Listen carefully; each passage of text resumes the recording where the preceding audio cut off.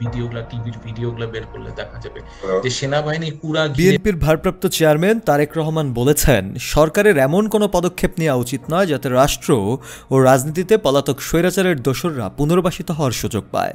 শুক্রবার রাজধানীর ইস্কাটনে ঢাকা লেডিস ক্লাবে বিএনপি আয়োজিত এক ইফতার মাহফিলে প্রধান অতিথির বক্তব্যে তিনি এ ধরনের মন্তব্য করেন। বিশিষ্ট নাগরিক ও পেশাজীবী নেতৃবৃন্দের সম্মানে এই ইফতার মাহফিলের আয়োজন করা হয়। তারেক রহমান বলেন, দেশের রাজনৈতিক অঙ্গনে গৌণ ইস্যুকে মুখ্য বানানোর মাধ্যমে স্বৈরাচার বিরোধী জাতীয় ঐক্যের মধ্যে সংশয় ও সন্দেহ তৈরি করা হচ্ছে। অন্তর্বর্তীকালীন সরকারের প্রতি আহ্বান জানিয়ে বলতে চাই, এমন কোনো সিদ্ধান্ত নেওয়া যাবে না যা স্বৈরাচারের দোসরদের পুনর্বাসনের পথ সুগম করে। তিনি বলেন, পতিত স্বৈরাচারের দোসরদের হাতে এখনও রাষ্ট্র থেকে লুণ্ঠিত হাজার হাজার কোটি টাকা রয়েছে। জাতীয় নির্বাচনের আগে স্থানীয় নির্বাচন আয়োজন মানে সারা দেশে ঘাপটি মেরে থাকা স্বৈরাচারের দোসরদের পুনরায় প্রবেশের সুযোগ করে দেয়া। সংস্কার ইস্যুতে তারেক রহমান বলেন, বর্তমানে সংস্কার ও নির্বাচনকে মুখোমুখি দাঁড় করিয়ে দেওয়া হচ্ছে, যা নিঃসন্দেহে রাজনৈতিক উদ্দেশ্য প্রণোদিত। যারা সংস্কার শেষ করে জাতীয় নির্বাচন আয়োজনের কথা বলছেন, তাদের স্মরণ করিয়ে দিতে চাই, সংস্কার কখনো শেষ হয় না, এটি একটি ধারাবাহিক প্রক্রিয়া।